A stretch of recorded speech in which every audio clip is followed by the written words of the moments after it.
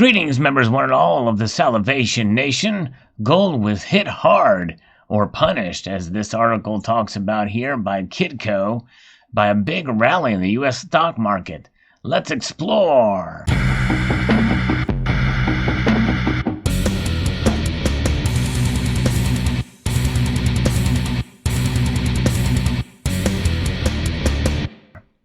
Yes, indeed, and especially gold was hit hard.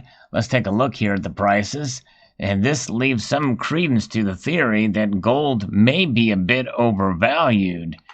This actually does surprise me a bit in a way because gold typically is more stable, and of course this is just one day's movement in the precious metals, but gold is the clear loser of the day, at least, down 1.53%, a $24 loss, and silver's down 8 cents there.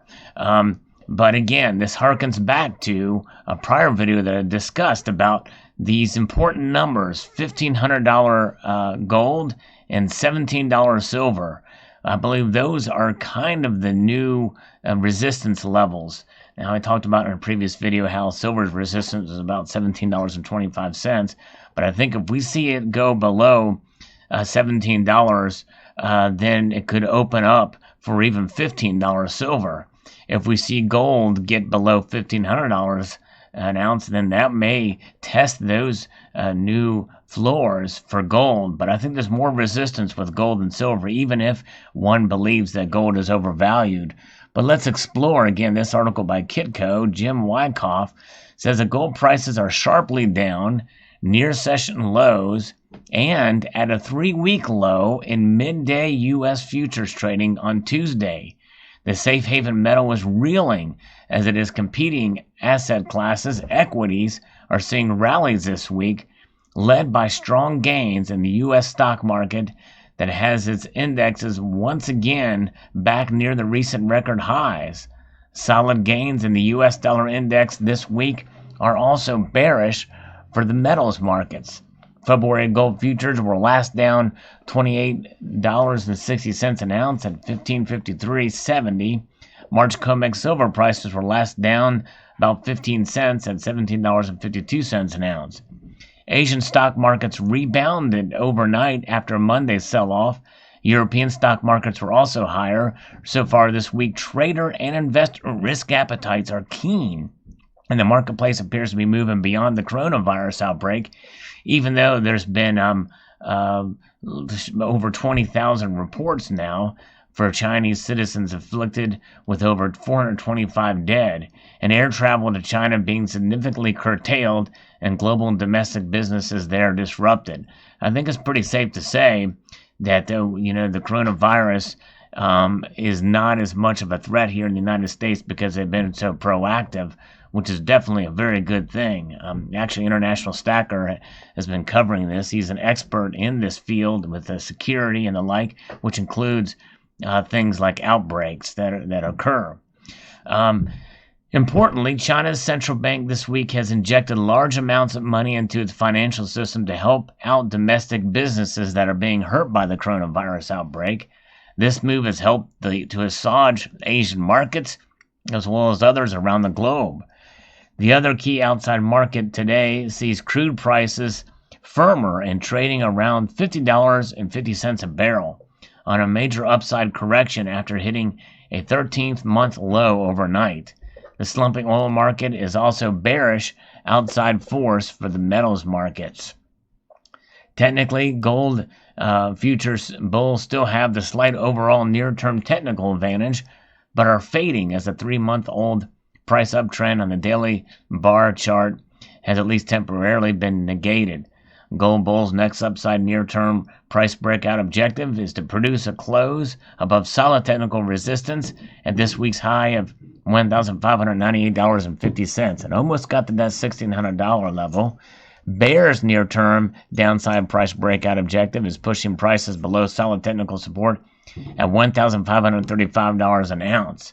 First resistance is seen at $15.65 and then at $15.75. First support is seen at $15.50 and then at $15.42, and gives a Wyckoff's market rating of 5.5. March silver future bulls and bears are on a level overall near-term technical playing field amid choppy trading conditions. A fledgling downtrend line is in place on the daily bar chart. Silver Bull's next upside price breakout objective is closing prices above solid technical resistance at last week's high of $18.37 an ounce. The next downside price breakout objectives for the bears is closing prices below solid support at $17. First resistance is seen at today's high of $17.77 and then at $18. Next support is seen at the January low of $17.28 and then at $17. Wyckoff's market rating is 5.0. And March copper closed up 310 points at 253.75 cents today. Prices closed near mid-range and short covering after hitting a more than 4-year low Monday. So the copper bears still have this solid overall near-term technical advantage, and copper is something to watch for sure, because I think it's kind of an indicator for silver. Next, the price objective pushing for closing prices above solid technical resistance at 265 cents. This is per pound, by the way. The next downside price objective for the bears is closing prices below solid technical support at 240 cents, $2.40. And first resistance seen today's high at 257 cents and then at 260 cents. But it is interesting. Here is the Dow Jones Industrial Average. You can see that it's up 407.82 points, a 1.44% increase on the day, 28,807. It did get above 29,000, and we may see it climb up to that point level again. We'll see.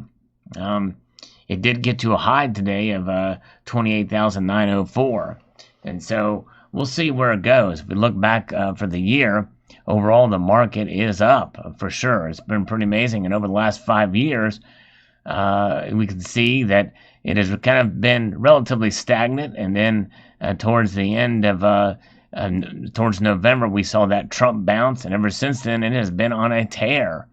It has been crazy to see how much has been going up. And, it may not be long with a high of 29,348. Will we see Dow hit 30,000? We'll find out. I do think a lot of this is somewhat artificially injected with real with also some real movement in the markets as well. But sooner or later, either way, it's gonna come back down in some one level or another. Bubbles do burst in due course, and we're seeing to some extent the somewhat deflationary markets here for the precious metals, especially with gold today, with its now $23.90. But the thing is, I think there's much more resistance for gold than even silver, even though silver didn't take quite the hit that gold did. That ratio tightening up just slightly a bit. If this is just one day, I still believe that gold is the ultimate hedge against economic instability, and continue to believe that. I think gold has proven itself in that field, and I think will continue to do so. So when you have corrections like this, it's to be expected. But notice that gold is solidly above $15.50 an ounce, and that is still a very high price for gold out there. And silver is holding its own, I believe, here. I think anything above $17 is good for silver, and for gold to be above $15 is gold. I harken back to that prior video where I talked about those two numbers. I think there's something about those two numbers, especially given the good economic news that we've seen in the past few years. Gold and silver really have gone up in spite of that, based off these little things that have popped up that have moved the market, such as geopolitical tensions, uncertainty regarding trade, and Brexit.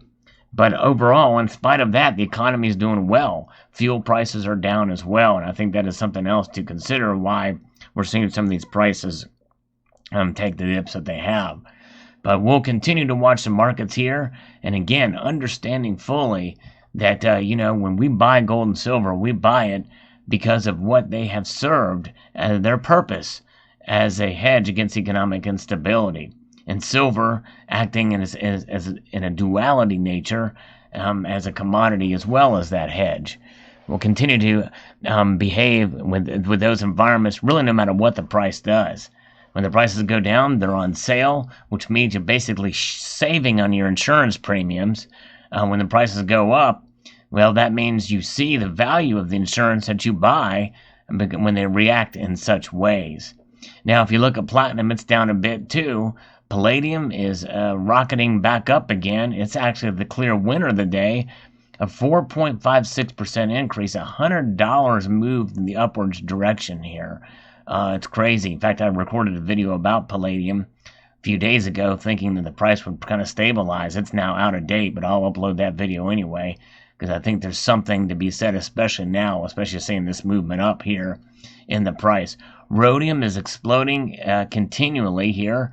It is up 2%, now $10,400 an ounce, with a $1,000 spread between bid and ask. And you'll notice here that with gold, you got a dollar spread.